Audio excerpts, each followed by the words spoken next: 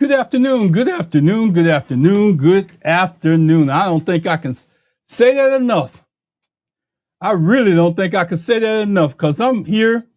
I just got off the telephone with Pastor A.F. Riggins. He tried to get me to get some information, and I was attempting to get the information, and I didn't even look back at the time. So I was a little bit off. I might have been about 10 seconds off. But welcome to Two Gents Podcast. Two Gents Podcast. I see Pastor A.F. Riggins is ready to come to the stage. As soon as I get him to the stage, our show is going to be part of the way there. Byron Glass told me earlier that he was coming into the show. So I don't know if let me see if I'm going to be able to add Pastor A.F. Riggins. It's kind of dark over there. Let's wait till he gets his stuff situated, and then we're going to bring him in. You know, it's a lot that's been going on in politics this week. A lot. And I'm beginning to discover a lot of stuff that I don't, just because you in the state of Texas don't mean that you know Texas politics. And I'm looking at Pastor Riggins' picture at the bottom of it, so my eyes gonna wander. And you know, I had a couple of guys challenge me this week that kind of made me feel kind of a certain way.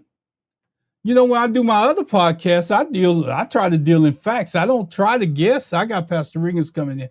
I don't try to guess on what's going on. I come well equipped. I'm like Pastor Riggins. I pull out the books and the notes. Just like Pastor Riggins walked to that pulpit and he got his Bible in his hand and he just using it for a reference because he know it from front to back already. So he just uses it as a reference. So when I get on this podcast, I can guarantee you when I'm on this podcast, I'm looking at my notes right in front of me and I'm going to go with whatever my notes got so I can put out the correct information. Hey, Pastor Riggins, how are you doing today, man? How you doing, Ryan? You came to church Sunday, I see. I know. I done got so far in this podcast, Pastor. I ain't even got my ears on, so I can't even hear you. I'm just looking at your smiling face on there and looking at your picture in the background. Baby, I can hear you now. Say something, Pastor. Can you hear me now? I can hear you now loud and clear, Pastor. Yeah, I see you came to church on Sunday. Man, I stayed there the whole service. Yes, sir. I stayed there the whole service. And it wasn't what you did. I just couldn't turn it off because I started hearing the ceremony and I started hearing you talking and I heard you say something. I forgot what it was. I'm going to have to remember it. But I stayed the whole service on Sunday. I didn't turn off. It was just intriguing. But you can't get Egypt about the people. Yeah. You had me. You hooked me Sunday. I ain't going to lie. Yes, and you know, I was listening to Brother Williams sing and it was taking me another direction. Then I saw you jump in, throw a few chords in there. I said, go ahead on, Pastor. I know you can do it. I mean, that's within your capabilities. So I know you can do it. Yes, sir. I just like to wish a little bit. Man, I'm glad to have Ron. I'm glad to be here tonight, man. I'm glad that we got our gas on the pedal. Man, we got to keep our gas. Our foot on the pedal, Pastor. Let me tell you the reason why. Because as I go out here and comment on these different other comments in Facebook and everywhere else, you would actually be surprised that some people really don't know what's going on in the state of Texas. No, sir. But they standing up there defending the person like they're God's gift to the world. I don't have a problem with it. I can get on board. Just show me how. I told you last week. Yes, sir. I can get on board with it. Just show me how. I can get there. Here come our distinguished gentleman. Yes, sir. In gray tonight. His name is BG Byron Glass from Louisiana. What's up, gents? Byron Glass. What's up, gents? Wait, just talking, man. Trying to tell people about. You know, I was just telling Pastor Riggins that I'm just amazed. There go BG. Are you with me? I can't see you, Riggins. I can see you though. I see you got on gray. You got your top button unbuttoned on the shirt. You relaxed and everything. You outside somewhere. I see a black spot. It's gonna take him a little while. I saw a black spot on yours at first too. All right, gents. We're here, guys. We're here. Byron, I've been challenged all week. People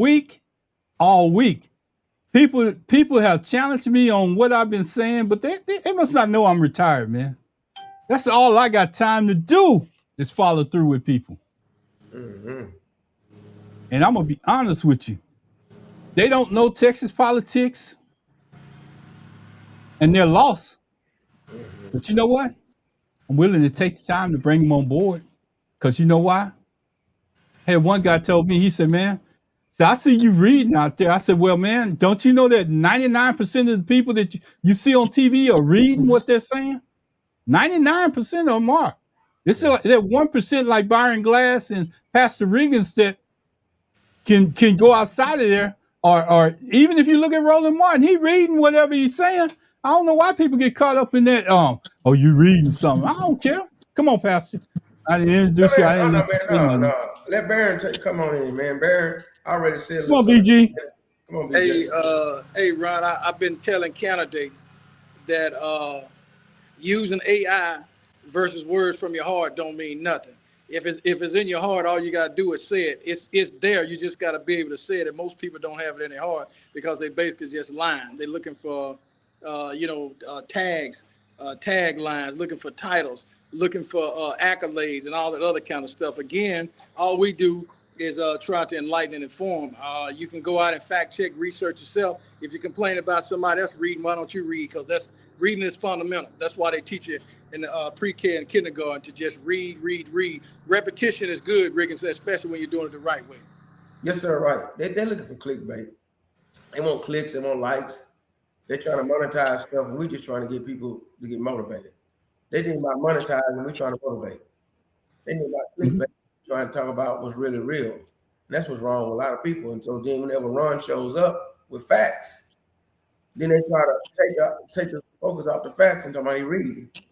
But the facts gonna be the facts. Whether we can memorize it or whether he read it, the facts are the facts. Jasmine Crockett was on Jimmy Kimmel last night. And Anthony, he was host, the guy that played on Blackish. Yeah, I know who you're talking about. Anthony, not Anthony. I almost say Anthony Hamilton, but that's the singer. I know who you're talking about, though. Yeah, most of the audience knows who you're talking about.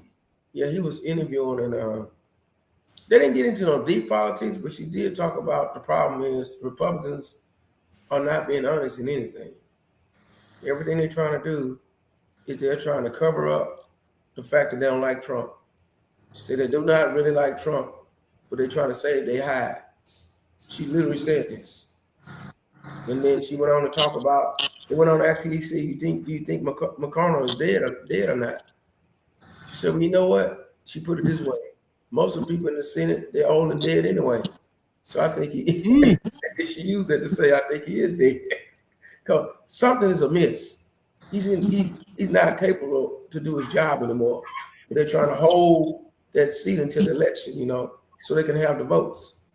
For instance, if they would, without Mitch McConnell there, and they would have appointed somebody in his place for Democrat, they wouldn't have got Tara Blanche in there because Tara Blanche only won by one vote. So all this kind of stuff is going on. And literally, Caitlin Curry, whatever her name is, Caitlin on CNN, the one that Trump always is giving the blues. She literally had live footage of Trump hiding in a catering car, running for 9 Rainies a month ago. I'm not amazed. Yeah. But Pastor, I'm gonna tell you what I'm not amazed at. Anything that you say about Republicans. Because again, I want to say this where everybody can hear me and loud and clear. It sounds like we got a little feedback somewhere. I don't know where it's coming from. But I'm gonna say this where everybody can hear me loud and clear. If you live in Texas and you're not voting blue, you're voting against your best interest. Because I ain't never seen some of these people that's coming out to attack me. I've never seen them on that list that's called billionaires. And that's who Governor Abbott is trying to satisfy, is the billionaires within the state of Texas. And he's telling the citizens, you got to get on board. Hell, they did the same thing. Think about it. They did the same thing. California did the same thing. What did Musk do when he got upset? He took his money and his plants and he left. Yeah. So guess where he coming in now? So unless you're a billionaire, go ahead, Pastor. I'm sorry. Guess where he coming to though? Do you know what Elon Musk coming to? He's coming to Anderson, Texas, Bryan County. 152 people live in the town. He's trying to build that plant over there. Mm-hmm. You been watching on the news? Yeah, I've been watching. That's sad. He gonna do it. Yeah. He gonna do it because we got a governor that sits in the office that caters to those people, those type people versus everyday citizens. Because they can give you a job doesn't necessarily mean that they're good for the state. The data centers. He hardly don't want them right now until the election's over with. As soon as the election over with, whether he win or lose, he's gonna approve the data centers. Gonna be lose, he's gonna approve it on the way out. But James Dixon, did y'all see the link I sent y'all? He was at this. Yeah, we did. Yesterday. I know I did. He was at the forum yesterday or today, where Jenna Hossa was speaking, and he said we need Jenna Hossa for Texas. I saw it. Yeah. I saw it. I'm trying to get it up, Pastor. I thought I had it saved on my page. Yeah. Yeah. BG. Yes, sir. What's happening with your candidate down in Louisiana? Hey, man, I haven't seen too much advertising. I haven't seen nothing from the Republican candidate because I think they feel like they got everything sold up, which is probably a fact relative to, not showing any information. I think they just want to ride this one out. They feel like people are not going to go out to vote, or those who are going out to vote are not going to vote for the Democratic candidate. You know something, BG? This past Sunday, I'm leaning, looking at the TV. I'm leaning, trying to find something for Pastor Riggins right now. But as I lean and I look, I want to tell you, I paid attention to Pastor Riggins' ceremony. I paid attention to Pastor Riggins all. Now he gets up and leaves. I understand. But anyway, yeah. Pastor, I'm looking for it. As soon as I find it on my page, I'm gonna bring it up and put it up. Because it's something that y'all should be aware of and y'all should know about Pastor. And no, not the thing about me and Dixon. I'm talking about what he's saying about he was at the Jenna Hossa thing. Oh, okay. Not that part. I could send you that other deal right now. I could send it to you in your phone. What you talking about, me and him? But I'm talking about he was at a forum where Jenna Hossa was speaking. And I sent it to y'all in the group text. In the group chat, so it would have been on my telephone, not in the Yes, sir. Right. Yeah. Hey, Baron, Ron was trying to tell you came to church on Sunday. He did? Well, online he did the whole service. Oh, okay. That's good. Man, you should have heard some of what Pastor Riggins was turning it up on Sunday. You should have been listening. It was pretty good. They all say the same thing, don't they? No. Ron, Baron, you know better than that. Baron used to always hear me preach. Baron, why would do it like that, Baron? Instigator. He's that instigator today.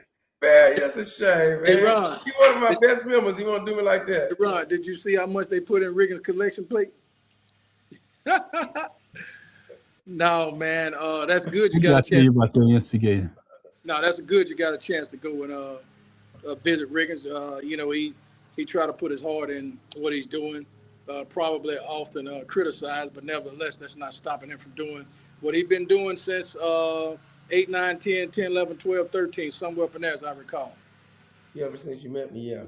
I've been doing it, man, since I was 16. When I was at NLU, remember that? I was like everybody thought I was kind of weird because I wouldn't run around doing other stuff people was doing. I was called L7, all kind of stuff, square. When we had the Jesus rally where 3,000 people showed up, that's all I knew. That's all I knew, man. And the NAACP. Yeah. And 40 years later, we're still doing it. That's good. It's good. Yeah. So what's the status on Tallarico and the gubernatorial candidate? Have he bought her own yet, or what we looking at? Here's what the polls are saying. He's got her in the what he's doing it on purpose or not, he has in his tailwinds. Let me tell you what they're saying. 3 polls came out that got him winning over Paxton, 45 to 40, or 42 to whatever, blah, blah. But then they say Hannah Hosa now is closing the gap up on the governor, on Abbott. So is That means that he's pulling her up. Is Paxton within the margin of error or outside of the margin of error? He's right outside the margin of error by 2 points. Well, yeah, that's yeah, so it's still a coin toss. Ah, man, they had some attorneys, they had some judges that came out now. Republican See, judges that say they have no business being on the ballot. Am I right, Ron? Correct. Yeah, but you know, he is on, and again, Ron, it goes back to what you was talking about, you know, last week. I mean, stand for something or fall for anything. You know, go it on and bring her under the tent. And again, if you go down, Riggins, if he win, she should win. Yeah, I have a sneaky suspicion. I know Ron wanted to happen quicker than this, but you know, after Labor Day, all gloves of all bets are off. I bet you they're gonna be running around together. But you want it to be happening sooner than later. But it's just the beast, the nature of the beast. Well, Rick, nobody not paying attention right now. Like they really need to be paying attention. Yeah, well, you know, my only dissent to that is, you know, sometimes people lately have made up their minds. So I'm afraid if they wait till Labor Day, then, you know, they may already have, you know, pulled the trigger. I'm not sure. I don't know. You know, I just know now nothing is normal. We can't go by what used to exist, you know, prior to, you know, this person that's in the Oval Office, because, you know, his thing is to deflect. So, and lie. Man, they had me. I think that Go ahead. Go ahead, Ryan. No, I just think that if you're talking about the governor of Texas, I think that you get what you get in Ken Paxton. It ain't no ifs, ands, and buts about it. I mean, here's the problem in Texas, and I want to explain it to people that's just listening in. Ken Paxton was on his way out the door. What happened is when he got to the Texas Senate, Dan Patrick, I think that's his name. I could be wrong. Lieutenant Governor Dan Patrick. Yeah, the lieutenant governor was the one that kept him in office. That kept him doing the same job, a convicted criminal. And if you're gonna keep a convicted criminal as your attorney general, what does that say about you? Yeah. That's a lieutenant governor. And he the main one on the radio acting like he's the biggest Christian. But what I've come to find, Dan Patrick, go ahead. I was just going to say what I've come to find out, at least what I've seen based on facts, is that nothing comes before power to them. Nothing. And, yeah, nothing. Absolutely nothing. If it's about gaining and or maintaining, you can kiss everything else out the door. Christianity, Jesus, or whatever. They'll focus on power. And the other thing that they're good at using is calling God's name like they believe in it, because if your actions don't demonstrate what your mouth is saying, it's something wrong. But Ron, I think Riggins would tell you that a lot of people think that they can play, you know, with God. You can do whatever you want to do, and every time you do it, you can keep going back asking for forgiveness. Yeah. But that's true. But on top of that, they ain't even asking for forgiveness. They become reprobated mind where they think that what they're doing, the same mentality to believe that God instituted slavery. A God don't mind. God don't want you having an abortion, but he don't mind you killing black boys. See what I'm saying? God don't want you trying to feed the hungry, but God is the one that want to make the rich more richer. That kind of mentality. They reprobated mind. They ain't trying to ask for forgiveness. They trying to make God follow their rules instead they follow God's rules. One of my biggest pet peeves, and I'm gonna say it, is that in the state of Texas, you got to know that where the power lies to make changes. Now, and I'm gonna say this, and I'm not stepping on nobody's toes, but I'm telling you, James Tallarico's power if he gets elected, it's outside of Texas. Mhm. And I'm gonna say this again so you can understand it. And his power as a Democrat in Washington doesn't mean anything if he's coming back talking to Abbott. If you don't change the governor, you just elected a senator that can't come back and tell the governor anything. That's a Washington plan. But what we have to do is change the narrative. Change the narrative by understanding what's best for Texas and James Tallarico going to Washington. If we can't put the two together, there's something wrong with us in Texas. Hey, Ron, so I'm voting for Tallarico and for Gina Hinojosa, right? But here's what I'm afraid of. This is what I think you're trying to address. Voter walks into the voting book, right? First thing they see on top of the deal, he's going to say Ken Paxton. He's going to say Tallarico. He's going to say Greg Abbott. He's going to say Gina Hinojosa. That's going to be on that ballot that way. They're going to look at Ken Paxton's name and say, he a crook. I don't want to vote for him. I vote for Tallarico. They're going to look at Gina Hinojosa. They're going to look at Abbott's name, look at Gina Hinojosa. And this is where they got a problem. And this is where we got to get past this. Man, she's a Hispanic woman. That's what we got. That's sad. I'm telling you. Now, what we need is a lot of Hispanics and a lot of blacks and independents who don't care about that, to overwhelm that ideal. That's what the problem going to be. If he wins and she loses, it's going to be based on the fact that she's a Hispanic woman, just like Kamala Harris was a black woman. That's sad. How do we address that? That's what I'm afraid of. I'm gonna tell you how we address that. We have a responsibility to tell the truth about what's going on in Texas. Governor Abbott is up there, but he stacked a bunch of criminals in place. Yes. And then stacking those criminals in place, if you endorsing them and you keeping them in place, it ain't nothing that you can say. And if Dan Patrick is up there talking about he don't want to do drugs, but he allowed the attorney general to be a convicted criminal, what is that saying? That's double talk. So we got to sell the people on that we need a whole package, not part of a package. We don't need a Washington, D.C. plan. We need a Texas plan to clean up our state. And if you vote any different than Gina Hinojosa and Tallarico, you're not getting it. Because Tallarico, and I'm going to say it again and again, so everybody can understand it, Tallarico's power lies in Washington. His representation for Texas lies in Washington. He gives us a voice in Washington. If he is in Washington and he comes back to visit and say anything within the state of Texas, his vote, he only gets one vote in the state of Texas for the governor. One vote. Not anything that he's promising you now, but one vote.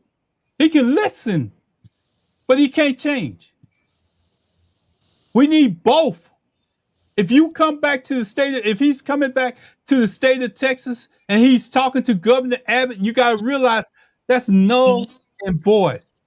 But if he's coming back talking to a Democratic governor that's in place, they can work together with Washington and Texas at the same time. His next commercial should be something like this. I want to represent you in Washington. For me to be able to carry out what you need, I need a Democratic governor, Gina Hinojosa, back here in Texas. Amen. He should run a commercial like that. Like when he be naming all the stuff that he's trying to do, get rid of crime, healthcare, blah, blah, blah. In the middle of all that, he should say, but the only way that I can make this effective in Texas is if we have a Democratic governor to be able to carry out what I'm asking for in Washington, D.C. And that person is Gina Hinojosa. That's what I need him to put up there. That's what I need him to start doing. But Rick, that Pastor, we was talking about that come on, Glass, because we was talking about that last week. That's all I was saying. Last week when I came up with the Texas First proposal, that's how I came on board. Because he has to represent Texas first, because he has a vote here. And then he can be whatever he want to be in Washington. Where's that banner actually give me so I can post? I sent it to you. No, sir, I never seen it. Riggins, but you I'm got gonna look at my emails. Okay. Riggins, we can't lose focus or forget about the fact that politics is all about strategy, and Yeah. I'm almost certain that his people are being real careful, because if they're looking at the fact that she may not achieve her goal, then they have to look at the numbers that might adversely affect him in his election. So it's twofold, and we're on the outside looking in, and he's on the inside. So I'm quite sure. So I'm just throwing it out there as a caveat. There's a reason why he's doing what he's doing, but Ron, I'm kind of like you. I think it should be all or none. Because if it's one, you're not. I mean, if he loses and she wins, you still got the person in DC controlling everything. If he Still wins, got his action on the tail end of it, which is not going to help Texas at all, right. especially from a Democratic standpoint. If people just understood how much money Greg Abbott was holding up from not just taking money, you would see that it's a whole different story if we had a Democratic governor, because you're voting against your best interests here in the state of Texas. I never have understood that, and maybe it ain't my place to understand, Byron, to understand that people will vote against their best interests in politics. So Riggins, coming from a neighboring state, what is her track record? We've not talked about what does she stand for? What has she done in the capacity that she's serving now? I mean, what's out there that people can go and look and make a balanced decision? I'm gonna let her talk for herself, Byron. I'm gonna do it through my speaker. Hold on. Yes. No one will get. It is only black and brown Democrats that are now on the elimination list. Right. Mm-hmm. That's who's vulnerable. That's who's left. If they maximize it, they will, because they are ruthless about holding on to power. 2 years after that, we will gain another 4 to 5 congressional seats. Texas will, because the census will show we're growing faster than all the other states. And we will take those congressional seats from the other states. Most of them are blue states. When that happens, and that those same Austin Republicans are in charge, that's another 4 to 5 seats off the table. That's 10 seats off the table for Democrats nationally in Congress. There cannot be Democratic control of Congress when that happens. Wow. The math doesn't work. The path is gone. Texas becomes too big. And listen, I'm proud to be a Democrat, but whether you are a Democrat, Republican, Independent, or just an American, we all lose if an election is decided before the first vote is cast. We all lose. We cease to be America when that happens. And those are the stakes. And that is the awesome burden, responsibility, and opportunity that we have as Texans and as Houstons. Y'all can flip this whole state by yourself. Mm-hmm. There's enough of you, to Tracy's earlier point. That's why I want you to hear what she just said.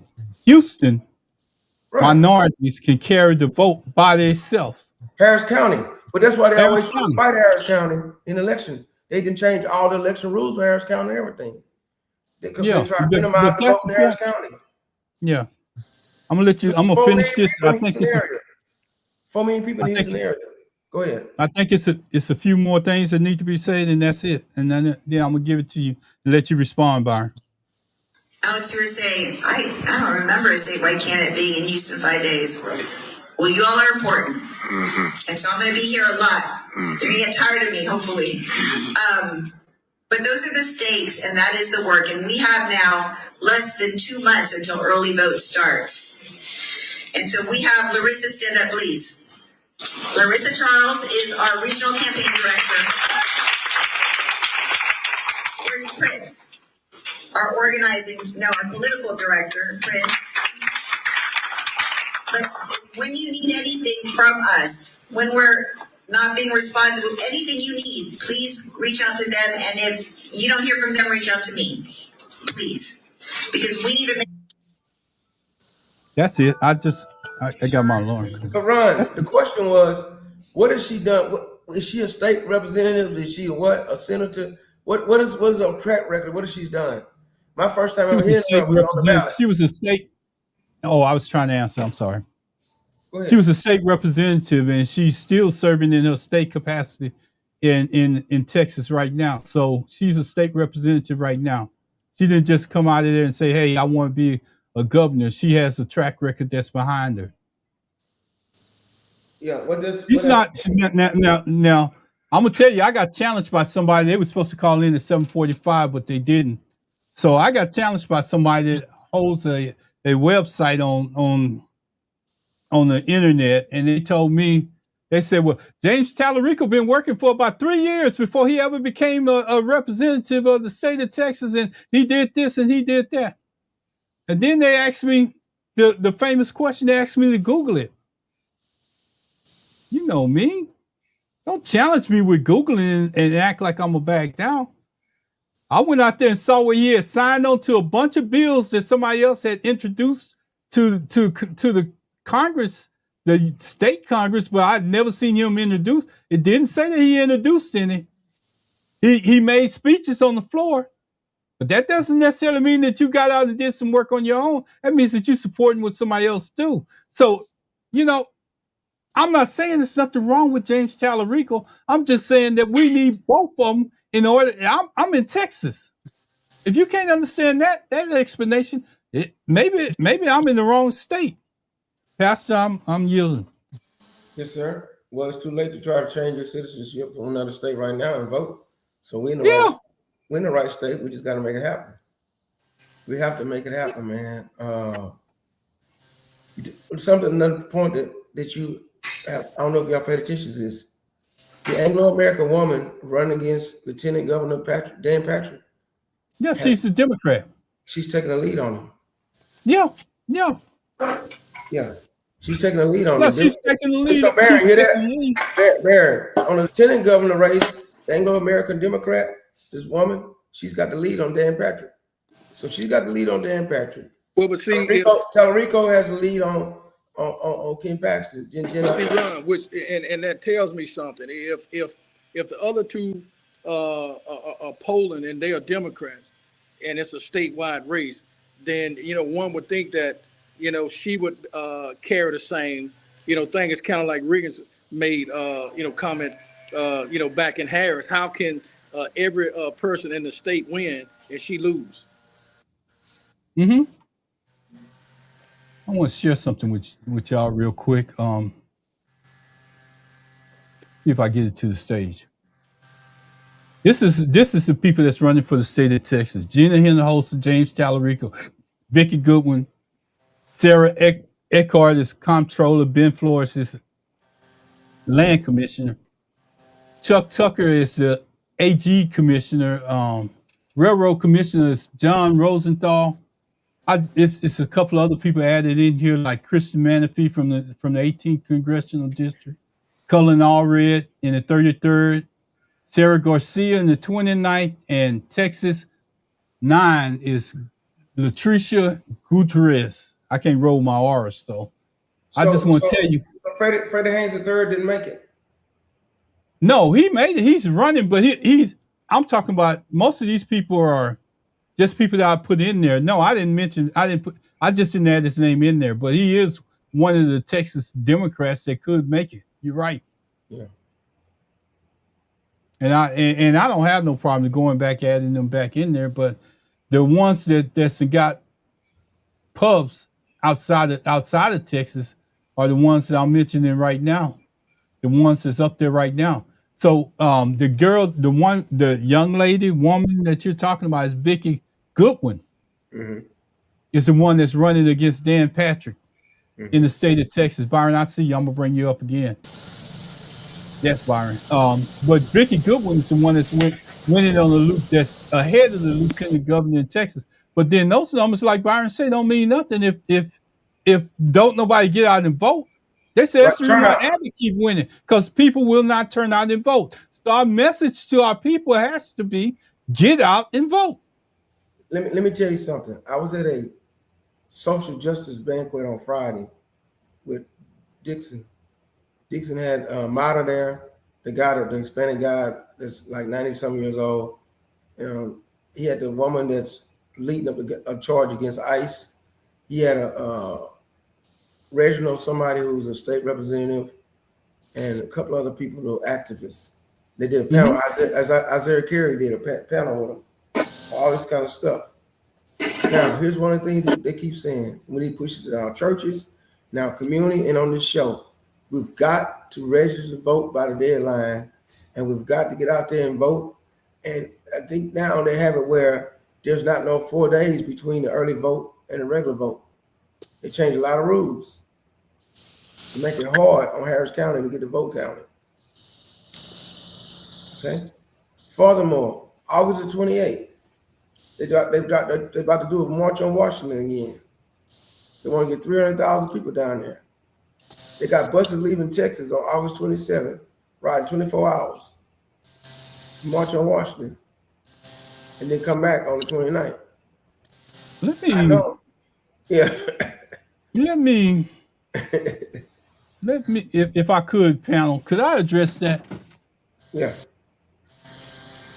You're going to take all those people, put them on buses, and make that logistic move all the way down to Washington. And I ain't criticizing, I'm just saying.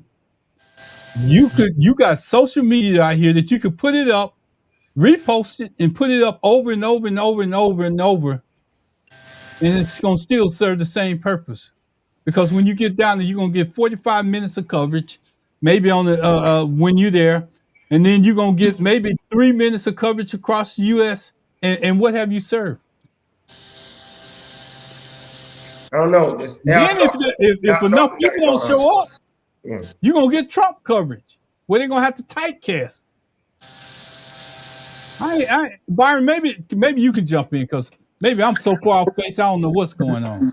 No, Ron, I was, I'm leaning toward, again, I think the marches and all of, that stuff has a purpose. But is it a better, more strategic purpose that's out there that can actually galvanize people to vote, people to register to vote, going 24 hours and then having 24 hours to come back? That's taking away about 4 or 5 days of energy from those who could be stomping the ground, taking people registered to vote. Again, I'm not saying that they shouldn't. What I am saying is that the only viable option that can be chosen that can yield probably the same results, if not, better results. That's just my position. Yeah, I understand exactly what you're saying. My position, and I'm gonna stand behind it, is this. They done tried it before. This ain't the 60s, but we don't have forms of communication because we're coming right into your living room right now. If you're listening to us on TV or you're listening to us on your laptop or your telephone, we're coming right at you. Mm-hmm. Why not give them an opportunity to speak to you? I just brought Jenny Hinojosa into my show, and I wasn't even there. Yeah. So you have to ask yourself, what works? What works? So Riggins, Ron, I was just kind of switching gears a little. What do you think about what James Clyburn is saying relative to Harris losing the election, that it was a black vote that didn't assist her in the way that it should have? I'm saying that he's got old. I'm tired. I need these old people to retire and go home. He is probably factually by the numbers, but how did we get to there? We got there because they shaved. They took the black vote out. They purged the black vote rolls. Elon Musk had something purging in the computer. Don't get twisted that people try to act like that you vote secretly. You're not voting secretly. You're voting behind a curtain, but you're not voting secretly. Let me say it again. You vote behind, because that's why I get people telling me to give money. How do they know I want to give money? Because they know how I vote. So some machine somewhere, some big brother somewhere knows who's voting how. And if Elon Musk them set up the thing like they say they did, they purged the black vote. So you had less people voted in 2024 than voted in 2020 than the pandemic.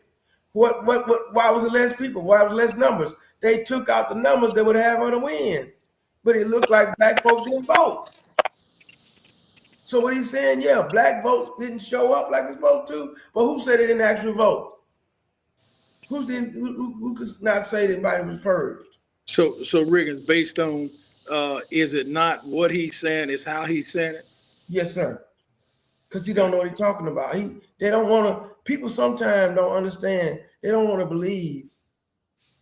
Like the Mueller report, after all the whole Mueller report showed everything that Trump did with the Russian involved. Some people still don't want to believe because they want to still believe that America has some sense of security somewhere and everybody's getting treated fair. We just got to work harder. No, there's cheating going on everywhere. There's cheating on. I'm sorry to say that. Now go out and vote, please, but overwhelm the vote till they can't out cheat you. And that's something's breaking up on our end. That's on Barry Glass. Yeah, I know.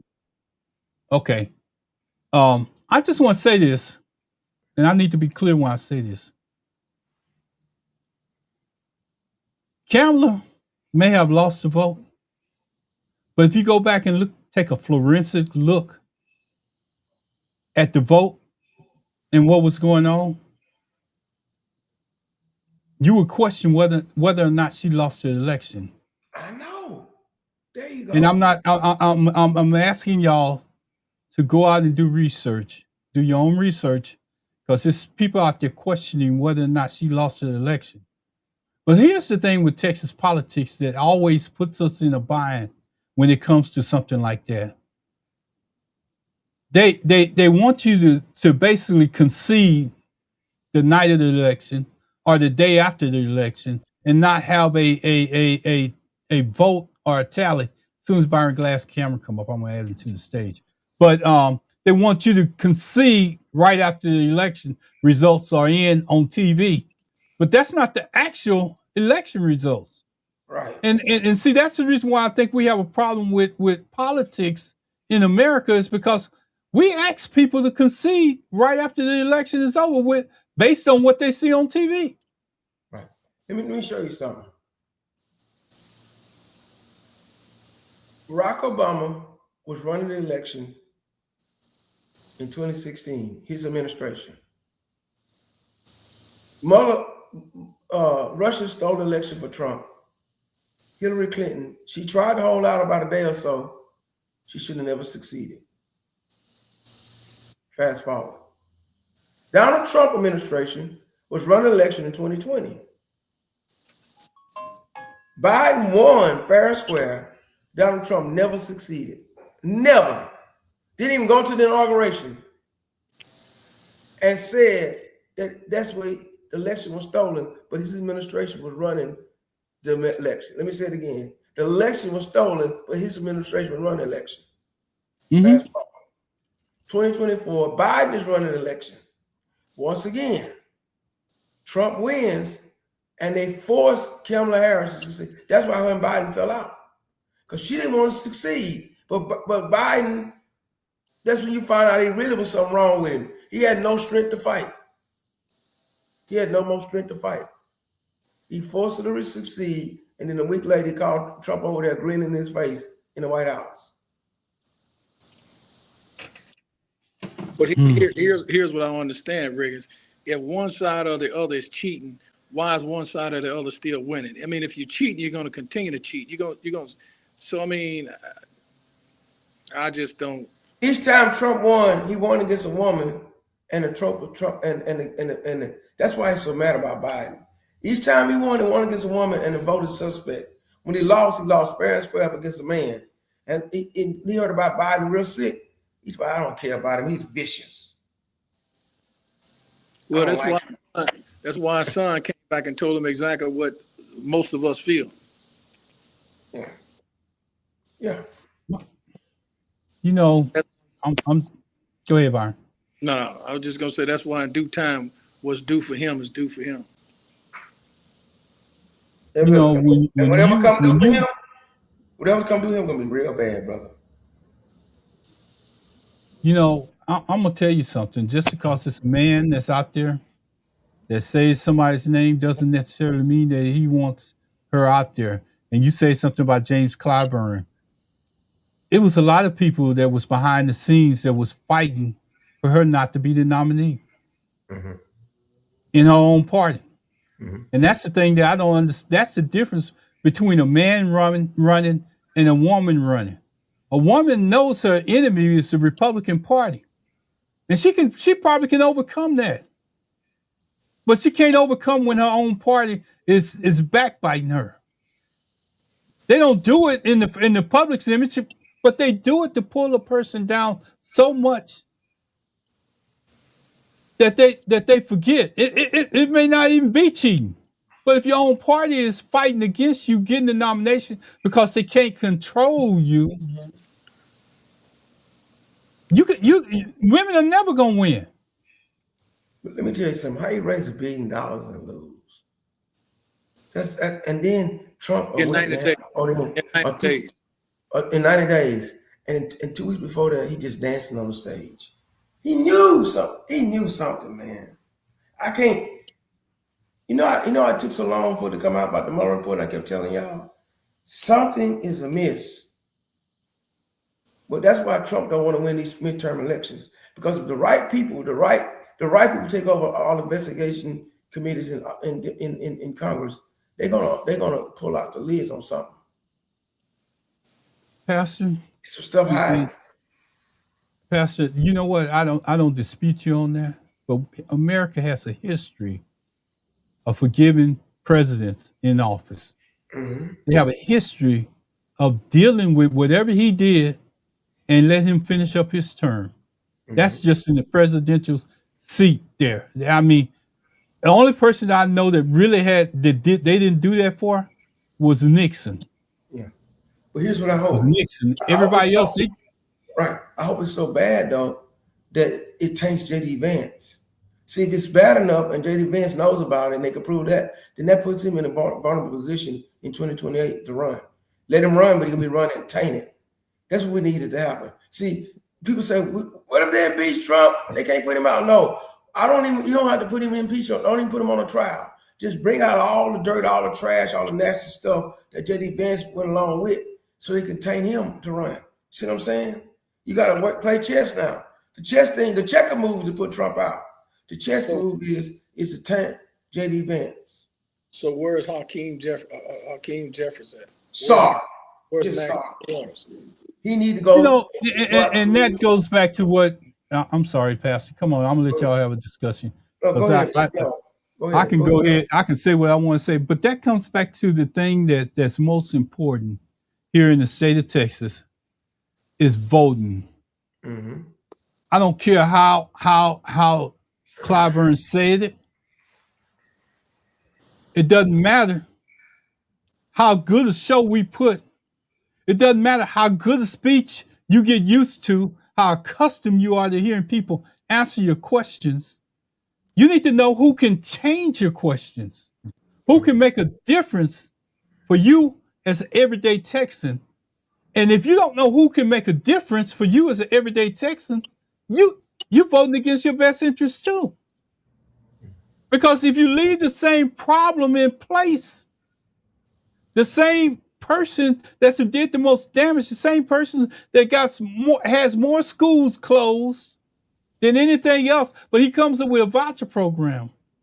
The same person that introduced those data centers in the state of Texas, but he doesn't have a solution. Well, I'm standing right here with Byron Glass and Pastor Riggins. I got a solution for him. If you want to build a data center and you contaminating the water that's coming in, that means that you need to build something along with your data center that puts out good water back out to the system. It's going to cost you more. So therefore, you got to make a decision if it's worth your time. You don't have to tell them no, but you need to put something in place where they feel like it's not cost worthy for them to put another system in here. And then you need to go back and grandfather clause the ones that's already here. It's too much like right. That's something Anna Host is gonna do if she get elected. That's something she would do. You see what I'm saying? It's too much like right. What you're saying is the right thing to do. You're not gonna do the right thing, but let her get elected. I bet she can do the right thing. So But again, Riggins, what was Dick Durbin, Chuck Schumer, Steny Hoyer? Where are all those guys at for, John Ossoff, what is his name? Rap. Yeah, Warnock. No, I don't see nobody, at least I hadn't seen it, that's out there stomping on the ground like they used to. They're using President Obama to go out. I don't even know if they're using Harris to go out. Remember, But why not going after Trump every day? You go on his page. no. I'm saying, where are the elected leaders now who's hitting the campaign trail for them? None. Oh, hitting it for Warnock and all them people? Yeah. Yeah, man. They wait until after September. I'm sorry. And I know y'all want to hear this, but I've been watching politics a long time. Soon as the day after Labor Day, they're gonna say the political season. Riggins, it's not making any sense. Okay, they already coming out supporting John Thune to keep the majority leader. Okay, they already out for Mike Johnson. I'm saying, what's the reason for waiting for any day? You got an election to run. You jump on the bandwagon ASAP. You are right. I'm saying that's why the Democrats are sorry, because they try to put everything in a box traditionally. The MAGA people doing all that because they're running for their life. So if you see they're running for their life, right now, jump on them. Right now, beat them down in the ground. Don't wait. They're not doing that. They don't have that. They don't have that killer mentality. So you don't have no killer. I bet I could go up there and run up against him. I know I'm just trying to brag. Any one of us on this show could run against Hakeem Jeffries, Chuck Schumer, because they got the pedigree. They've been a lawyer. They got their dish, but they don't know what they're doing. They don't know what they're really doing. They just got the position, but don't have the action. So Riggins, you see what James Carville was against the gentleman in Michigan. Now he's come out and said that he's supporting. So if he can do it, why can't the rest of them do it? Yes. Yeah. That's my question. So that's why the three people that you listened to now ended up leaving the party because it was a party with no backbone. Right. But they were independent. Yeah, I became independent in 2008. They were running Obama through the ringer, trying to anoint Hillary Clinton. I said, no, you're not going to anoint this person. And I left the party. Yeah, we all did. The one that got me, and you just called this name. What was that name, Byron? John Carville. Mm-hmm. He was the one that called out the DNC chairman and told him called him out on the media. Say you're wrong. You can't be the DNC chairman and go against your own people. And you know what the DNC chairman told him? Yes, we can. Because if we don't like what they're saying and they're not in line with what we're saying and they're not supporting Democratic parties as a whole, we're going to pull funding from them. That's from the DNC chairman himself. And John, the older guy said, you can't do that. But Riggins, he kept on telling them, you can't do that. This young guy said, the hell with you. It's like Mandami and the guy from Michigan, Riggins. Like he said, he never said that Israel shouldn't exist, but he asked the question, why can't Palestine exist? Right. The two-state thing, Jimmy Carter wanted it. Bill Clinton wanted it. Ronald Reagan wanted it. George W. Bush wanted it. Obama wanted it. The only fool that don't want it is Trump. Because he's running behind the national Christian nationalism, talking about God say pray for Israel. No, God never say pray for Israel. He say pray for the peace of Jerusalem. Why did he say pray for the peace of Jerusalem? Because he knew there were going to be three nations there. Israel, the Christians, and the Muslims. And Jerusalem's in chaos. It's the abomination of desolation. I didn't come here to preach. But the problem of it is, you cannot be killing them people in Palestine and Gaza Strip until you calling on God. Even Trump gave them the peace plan, and then now he don't even want it. It's crazy fool, because he don't want to go to jail. You know the problem with Israel. They say that little chihuahua that's over there biting at everybody's ankles in that region. They want to be the big dogs. They have the U.S. come in right behind them, and then the U.S. has to support them.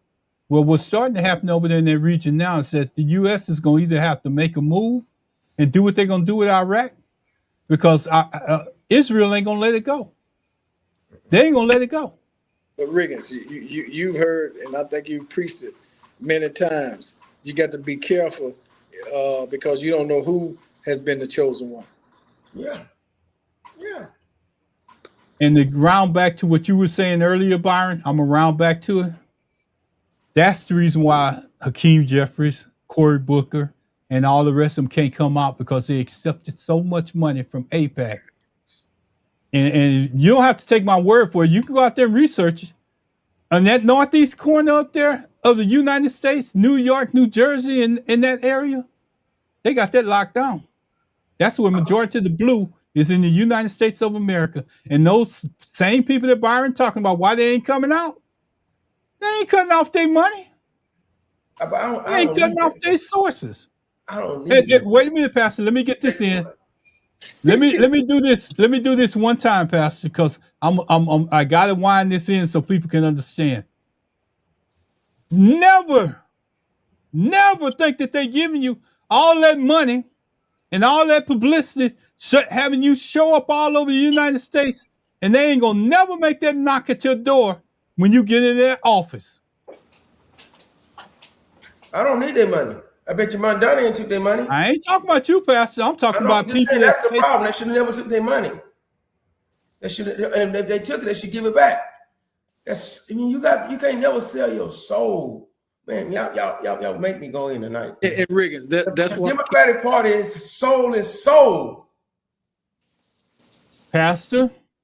Let me tell you something else. The Republican Party got an evil soul, but they're owning it. Let me say it again. The Republican Party has an evil soul, but they own it.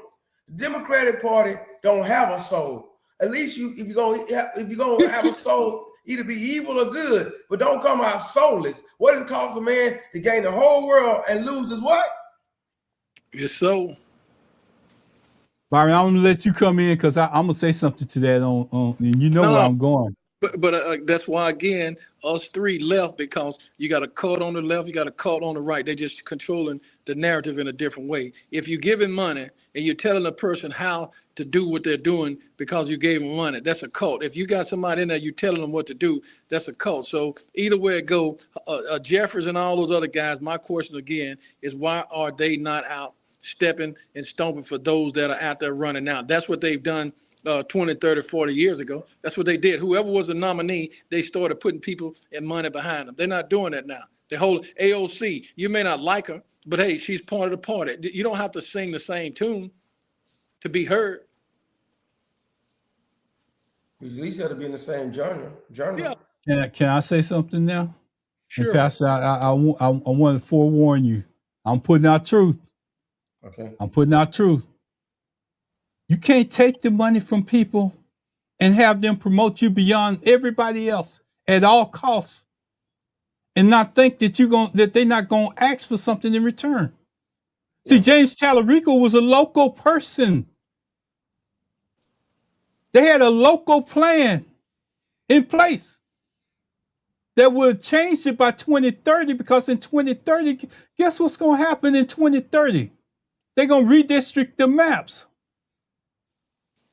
But a national person, and I'm calling names, named Liz Smith decided that she wanted to come down here and cherry pick Tallarico and flew him to Washington.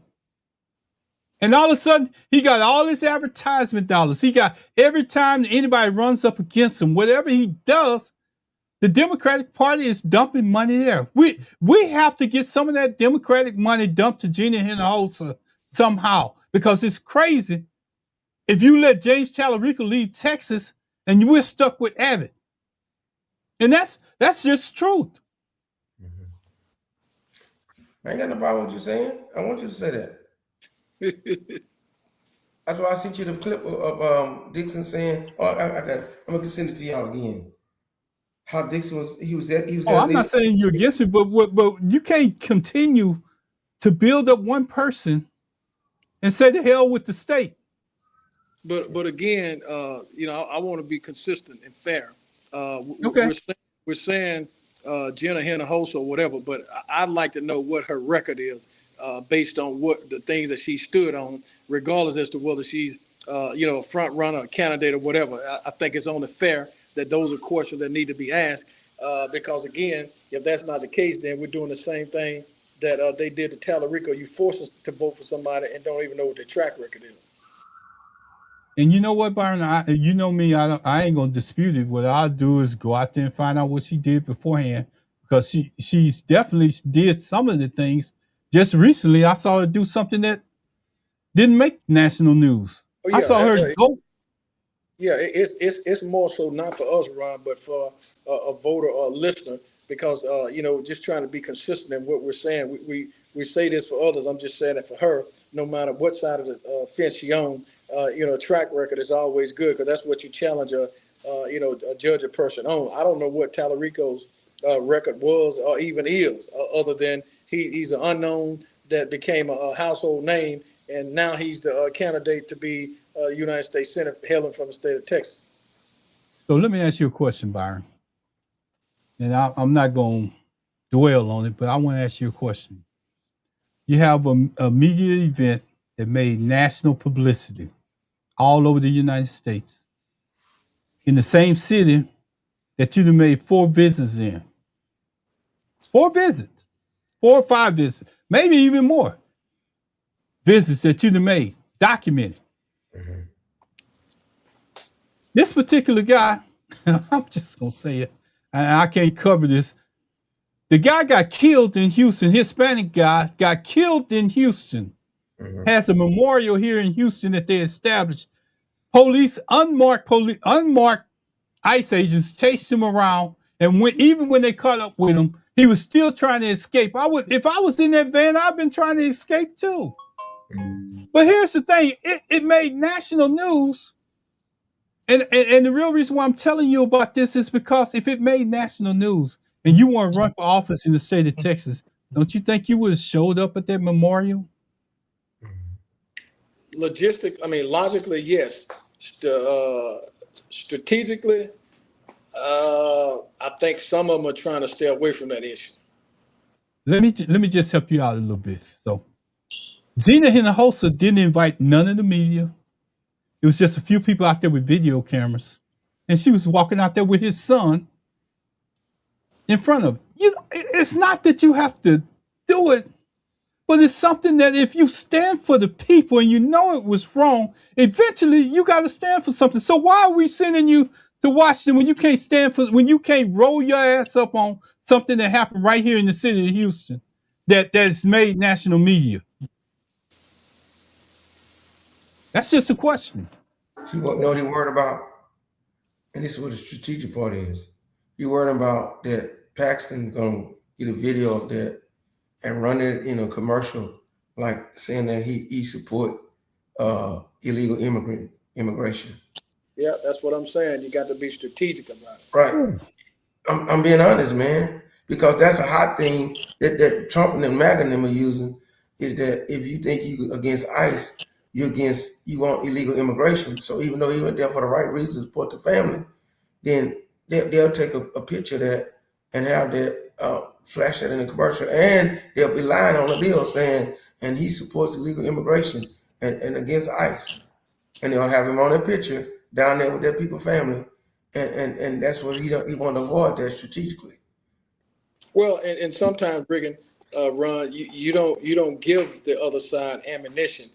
So I think both sides of what's being said is right, and I think Ron is statistically right with the question. I'm just responding to it. I'm not saying that I agree with it. I just know that parts of that is is part of the strategy, and whether we like it or not, it's how things end up evolving around it. Now, if he's successful doing it, that means he made the right choice. If he's not successful at doing it, then one can say that was a strategic error. I think I tend to veer to what Ron is saying. If you stand for something, then you show that you stand for it.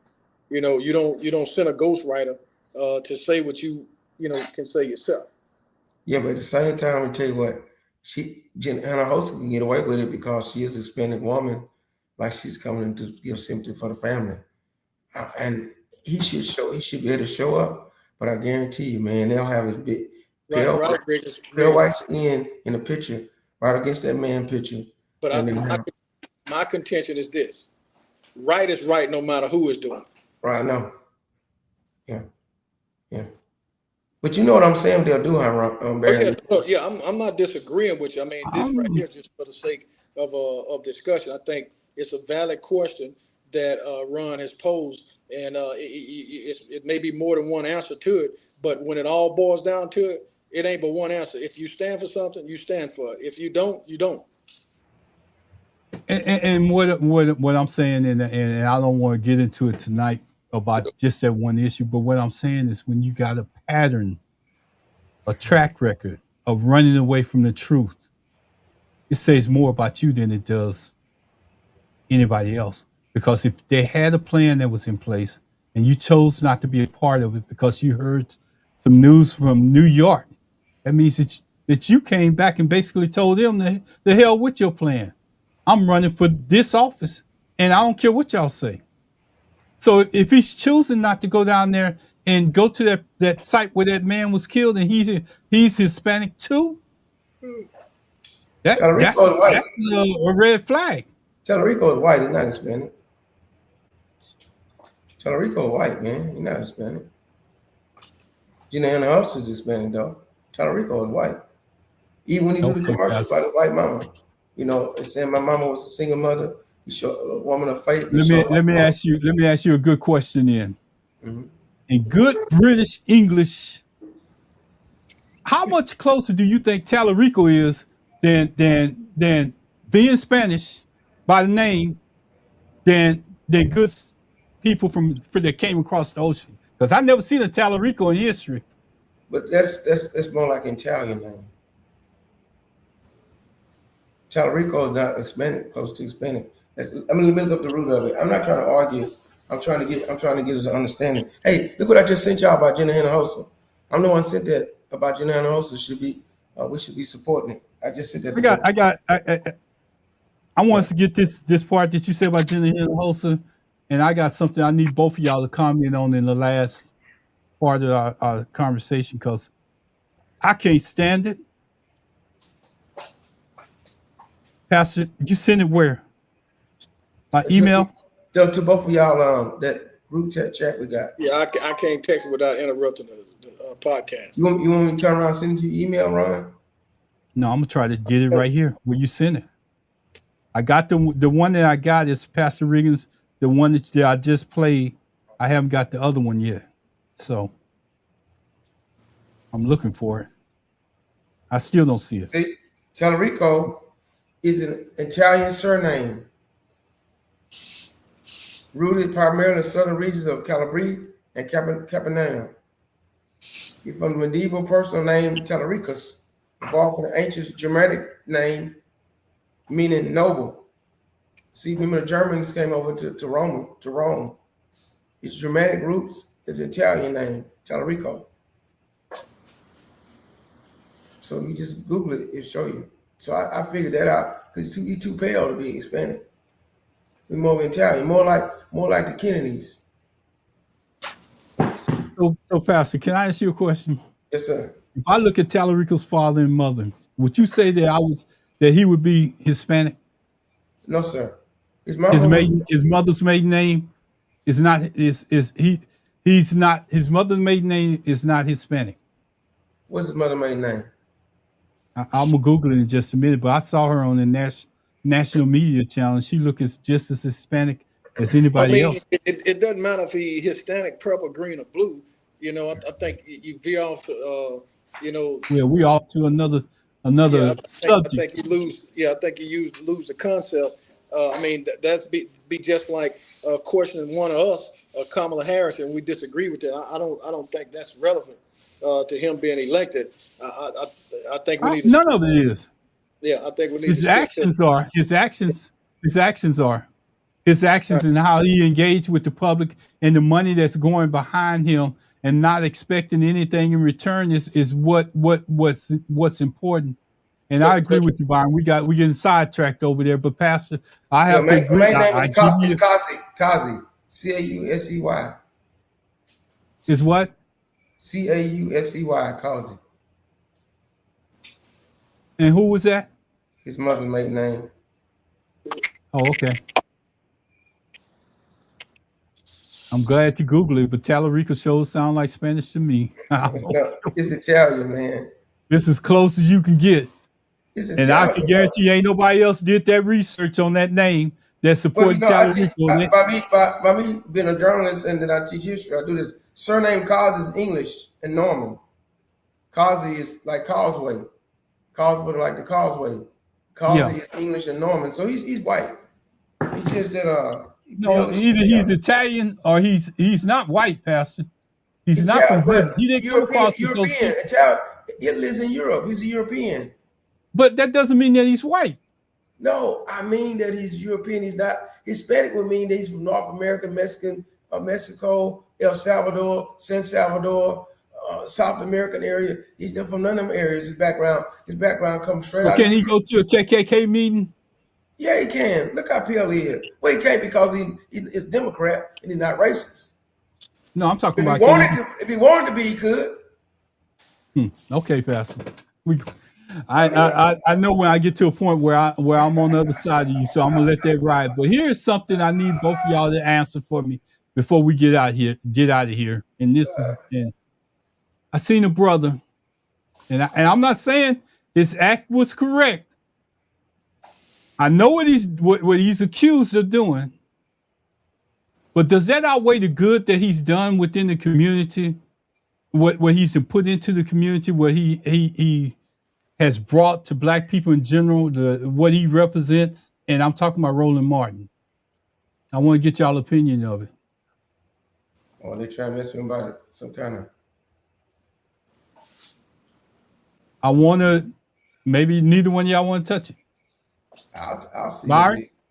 Wait, what is it? What's the situation? Tell it to us. Some woman, and this is what hurts. A Black woman say that she has some pictures of Roland Martin in let's just say compromising situation. We're gonna leave it like that. And the pictures existed long ago, but he's being extorted for the pictures. And this sister brings it up in like this format where we at. And she says, you know, I sent a message out to his camp and told him I was going to do it. I sent a message and they came back and he didn't deny it. His lawyer said they're in litigation about that. Then she came back, and I don't know what her name is, but she came back on the air and she went into details of what the pictures say. Now every time that you go into Roland Martin's feed, somebody within the feed is saying, show us the pictures. Show us the pictures. They make it in the comments of whatever his feed is. And I'm like this. What? I don't care what he did in his personal life. And if he had a relationship outside of his marriage, that's between him and his wife. He shouldn't have to comment on what you're doing. And they always have this timing right before a big event or election cycle come around. They want to destroy our people. But why are we destroying our own people? You couldn't hold that piece of news until after the midterms was over or until you got what you wanted? I don't know. We so caught up in this algorithm thing that we're eating each other up. Well, Riggins, for me, when it matters what the president has done, then it'll matter what Roland Martin has done. Other than that, I don't have a comment because I'm not feeding into that. You know, you done raped 35 women. The judge told you that you raped E. Jean Carroll. You paid off what's her name? Stormy Daniels. You all over the Epstein files, pedophile. I don't give a what Roland Martin did. That's what they did to King. They bugged King room, the Lorraine Hotel. I'm getting too excited. You go to the Lorraine Hotel right now, they're gonna bring you down to the room and say that was where the secretary lady stayed at. What's really saying behind the lines is this is where his mistress was staying at. We don't care. We don't care. They were sending the envelopes to his wife with all the stuff, the tapes on and everything before he get home every time.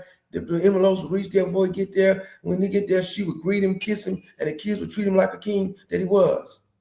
I don't care. Now you say, Pastor, you're supposed to care about that.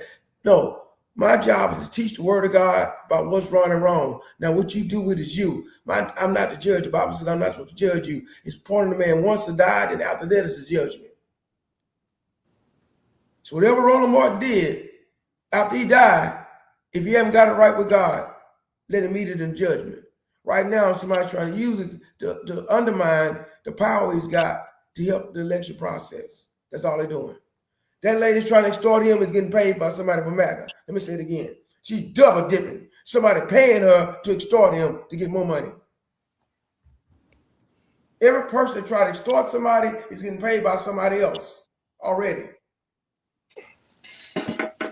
Let me just say the reason why I brought it up, because I could understand it coming from somebody in a red hat with MAGA on top of their head and everything else. But if you're supporting Black people and the advancement of Black people, you should know how much we done lost over the years and how much a person has put into the work that they do. How much he's built up to. He deserved the opportunity to come back and say something before you decided that you want to go out there and put it out there. That says more about you as a person than anything else. And for you to allow people to destroy a pillar of our community, is something wrong with you as a person. And you know what? I'm gonna stand up and say it right in front of you.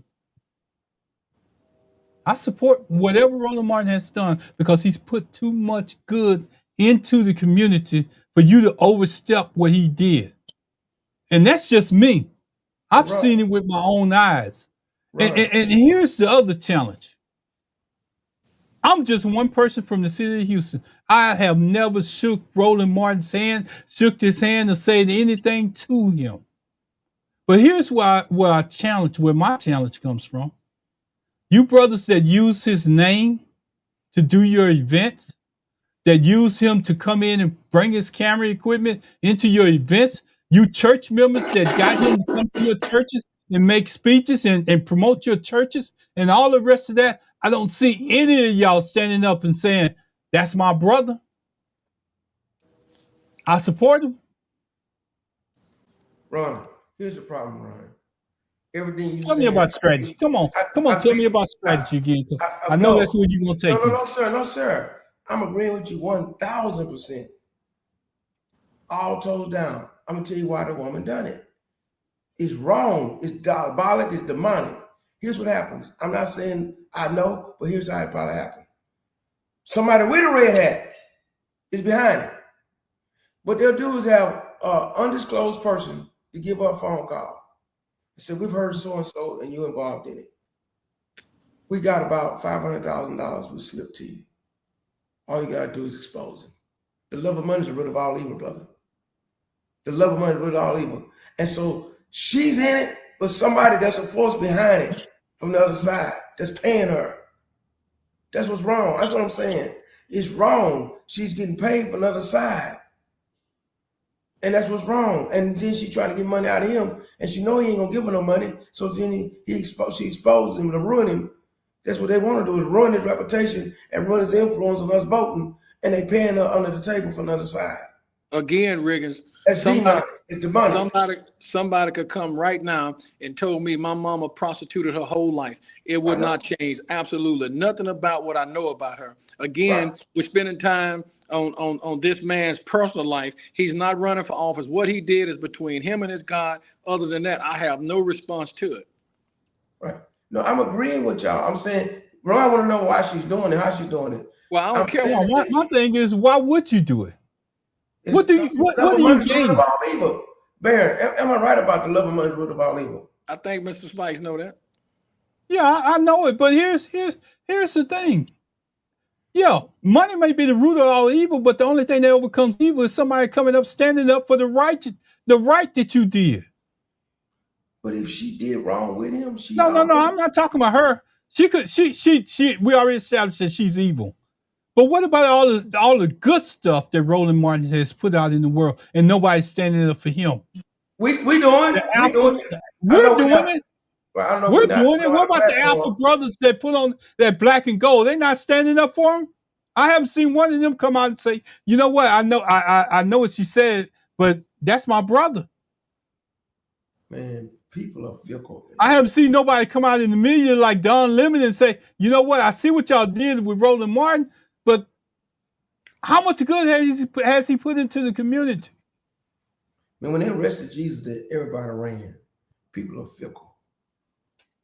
The Bible says a brother is born for adversity. Until you have a real brothers stand in adversity. Sometimes we're not real brothers, and that's the sad part about it. We're not real brothers. We're brothers in name. We're brothers by association. We're brothers by fraternity. But a real brother gonna be with you in adversity. I got a couple of brothers like that. I'm not talking about blood brothers. I got a pastor friend that came in front of me. Every time I got in trouble, I go to his house. If I was in trouble, and stay with him. Before anybody even knew me. But that's a real brother. Absolutely. Absolutely. And that's the thing that I'm asking mostly about, because she was one person that brought it out. Everybody else just jumped in and tagged in. What's wrong with people coming out and saying, hey, I'm gonna stand with you? You know, I seen it. It don't mean nothing to me. I know the good that you put into our community to do better. Ron, I accept that with what they're trying to do to you. I don't see that, Pastor. Half of the people is talking bad about them doing something wrong themselves. Misery loves company. They inside the comments talking crazy stuff. If you open their house, their door, open their closet, or find something of them, you find out they're doing something too. They're just not on the platform. That's people. People are fickle. People, human nature is bad. Pastor, I think it's a passage in the Bible that say something like, cast the first stone if you is without sin. Jesus, cast the first stone. Oh, let me tell the whole story since you brought it up. The Pharisees came to Jesus with a woman caught in the very act of adultery, which means they saw her having adultery with a man, but they came only with the woman. Where was the man? Good master. The law of Moses says we should stone him. What say you? He stooped down on the ground and started writing. We don't know what he was writing. Probably write what they was doing. Or the name of the one that was doing it with her. That was probably in the crowd with her. Looks up and says, you without sin, cast the first stone. And from the oldest to the youngest, they all left one by one. Woman, where are your accusers? I have none. Neither do I. Go and sin no more. Now he's all God. He saw the whole thing before she done it. But he didn't accuse her. Because they had no business accusing her in the very act, and they didn't have the man. People come to destroy other people. Roland Martin has a lot of power, a lot of influence, a lot of platform. Everybody smiling in your face don't mean no good. It's OJ say backstabbers. They smile in your face trying to take your place. I'm a figure like that. By me being a pastor, I'm in a fishbowl. Let me slip up and do something wrong, so people say. Everybody riding with me, about half of them to 70% of them will start, wait a minute. Where were you at? Where were you when you was in trouble and I came to help you out of trouble? You see? That's how people are. I agree with you. I can't disagree with you in any kind of way.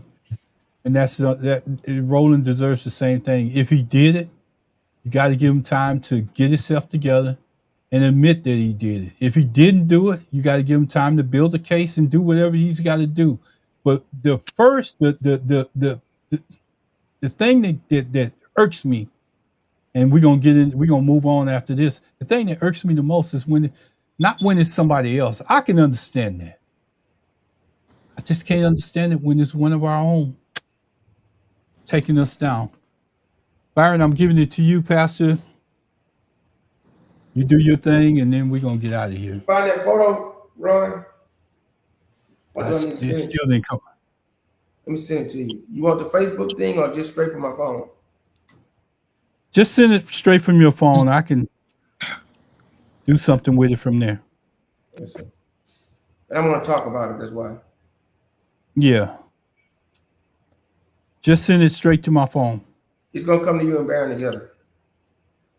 In the same text Let I me just go over here. a while ago.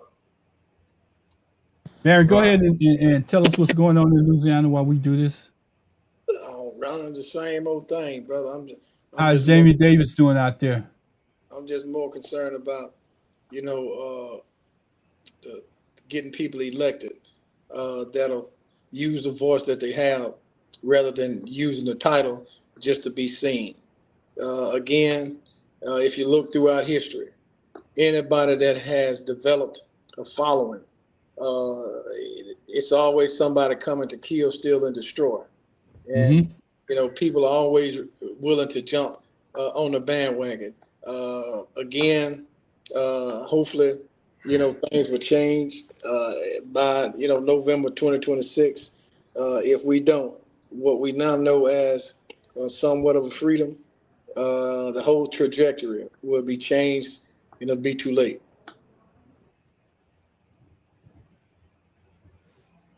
Did y'all get it?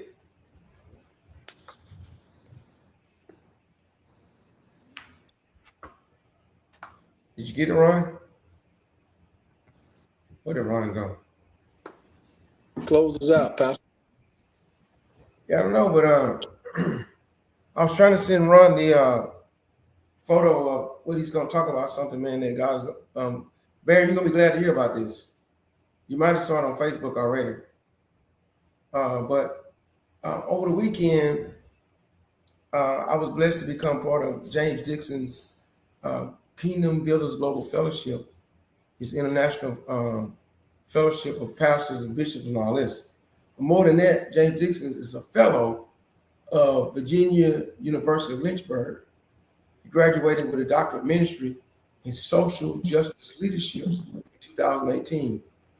He now is an adjunct professor there, and I've been applied to, they asked me to apply to, and I'm now in the doctoral program of ministry for social justice leadership.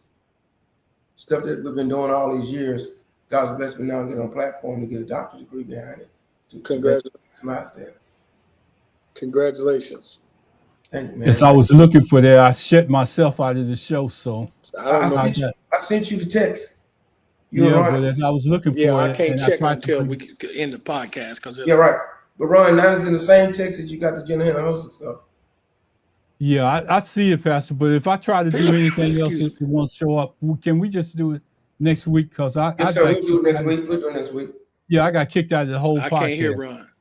Right. All right, Pastor, go ahead.